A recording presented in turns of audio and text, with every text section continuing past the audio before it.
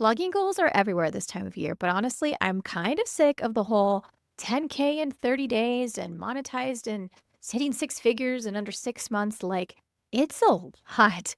And to be honest, it's a little bit unrealistic. Most of us have day jobs. Maybe you're a busy mom, you're running around with the kids, and these kind of goals are just not practical and honestly discouraging. So, today I'm going to teach you exactly how to set realistic blog goals that you not only can achieve, but won't burn you out or stress you out either. And we're going to go beyond the fluff and really break it down. So, grab your favorite pen and paper and a hot bevy because class is in session. We can't have a conversation about goals without first talking about why most annual planning doesn't work. And one of the big things is that you're doing annual planning, and lots of things can happen over the year. One year is a really lofty timeline. Your goals are going to shift over that course. It becomes a lot harder to also maintain focus and progress over a long period of time. So, the first thing that you're going to do is ditch those annual goals, and we're going to break them down into 90-day chunks instead. And if you're watching this and it's not January, that is totally fine. There's no magic number about January or even January 1st. Anytime is a good time to sit down and get a plan going. When you're planning for a whole year, there are no clear deadlines. It's just too long of a period of time where too much can actually go wrong. And things happen, right? Like, you might get sick and you're down for a week and then you lost a whole week.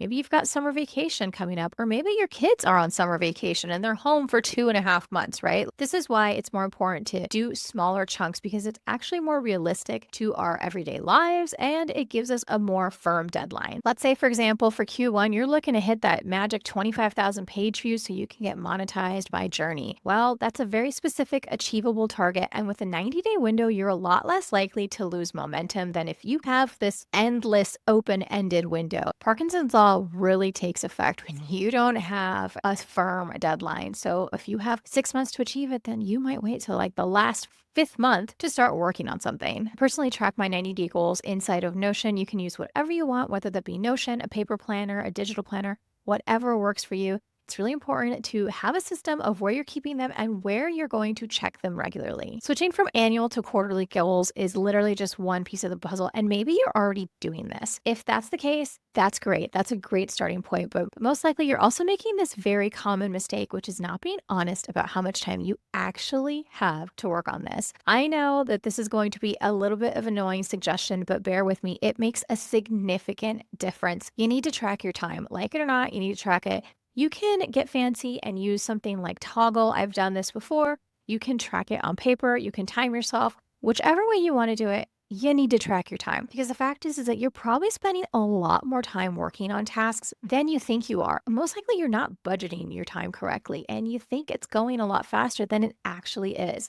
Let's take the daunting task of actually writing a blog post as an example.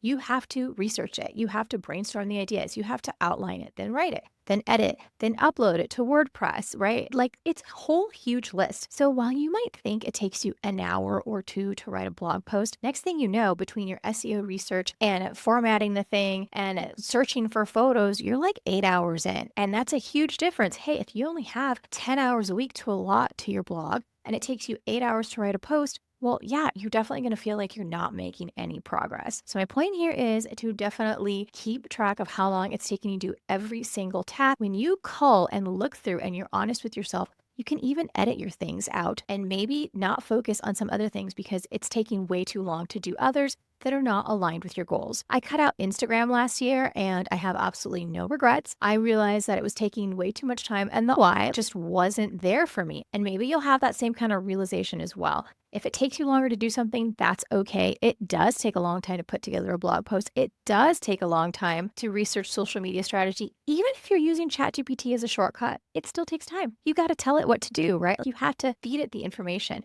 So be honest with how much time you actually have to work on this thing and how much every single task is actually taking you. Now that you've set your quarterly goals and that you know exactly how much time you have, we are going to break these down into smaller chunks. And stick with me, I have some very specific examples that not enough people talk about, specifically in regards to content creation. The key here is to really focus. Instead of trying to work on multiple things at once, I don't want you saying you want to grow your email list and you want to grow your page views and you want to hit 10,000 subs on YouTube. That's great. Those are great goals. That's too many and they're all competing with each other. You really need to be laser focused on one thing instead of trying to literally cover it all. So you're going to do just one goal per quarter. And this is going to guide the type of content that you create. You're not just going to post willy nilly. This is going to guide your content strategy. So let's say, for example, your goal is to reach 5,000 email subs. So you're going to create a freebie that helps grow your email list. You're going to drive Pinterest traffic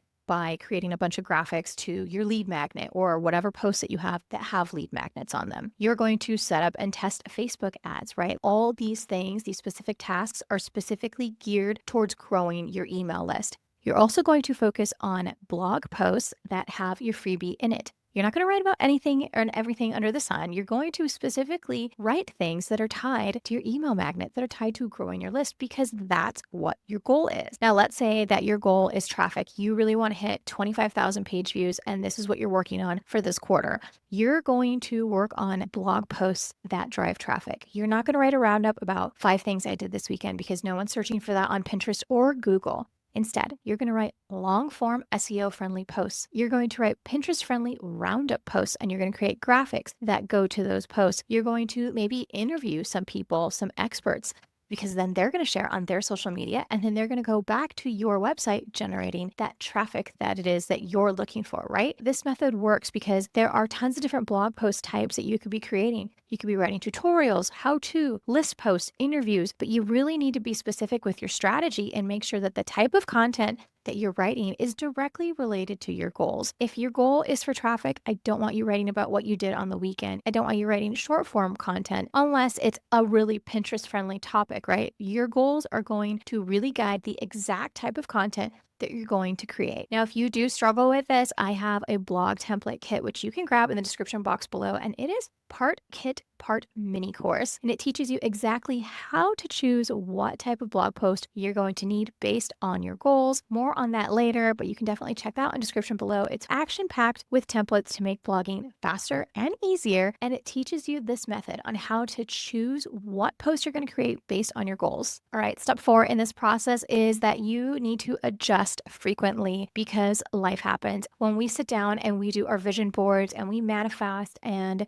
you're getting into it and you're envisioning your dream life, does it include a sick kid? Does it include getting the flu? Does it include your car breaking down so you're no longer able to get to work or whatever? No, it probably doesn't. So life happens. So we need to reassess and adjust frequently. You need to regularly check in, I would say at least once a month or maybe even weekly if you can, and make things be a little bit more realistic. Let's say you set a goal to hit 5,000 subs on your email list, but you're still sitting around 1,000 and you're getting close. You know what? Why don't you adjust that goal to 2,500? Because then you met it and it keeps you motivated and it keeps you going. Last year, I had on my goals that I was going to acquire another website. And you know what? I ended up pivoting and changing my mind and going a different direction altogether. It just sat on my goals list. I should have just deleted it and I didn't think about it. But that's just a perfect example of why you should be reassessing. Like you might at one point think that this is what you're going for, and then halfway through pivot and think this isn't working for me. I need to readjust,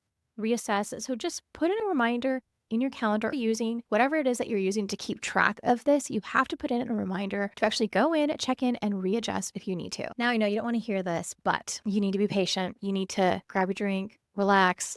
Big goals, they don't just happen overnight. There's a lot of people on YouTube, on social media promising big things, and it's very clickbaity, but you need to be patient. It takes time. If you're not already a marketing expert, if you're not already familiar with this space, then it's going to take you some time. And even if you are, it can take a lot of time to figure it out. It's not the norm for it to happen totally overnight. Big, meaningful results generally don't, right? Like it's not like you start going to the gym and you have abs immediately. As much as I would like that to be true, when I get on the treadmill or work out, I do not immediately have abs. I do not immediately look better. And yeah, it's like really disappointing, but that's not real life. That's just not how it works, right? You have to keep going. You have to keep at it. So, these get rich quick things, these blow up overnight things, they're great, but let's be realistic and let's dial it back and realize that this is going to take a while and you are not going to see results overnight, and that's okay. We're going to keep at it and we're going to be patient. If all of this feels particularly overwhelming, my blog template kit will definitely help you. It's full with templates on how to create all these types of blog posts quicker and faster, and it'll teach you exactly how to choose the right type based on your goals. If you love learning more about writing, making money online, and blogging, don't forget to subscribe and hit the bell so that you don't miss the next video. Now, if you're wondering who I am to teach you these things, my name's Marlene, and I'm a former magazine editor turned full-time content creator and a copywriter. I work with lifestyle brands and businesses to help them learn how to wow their audience with beautiful words.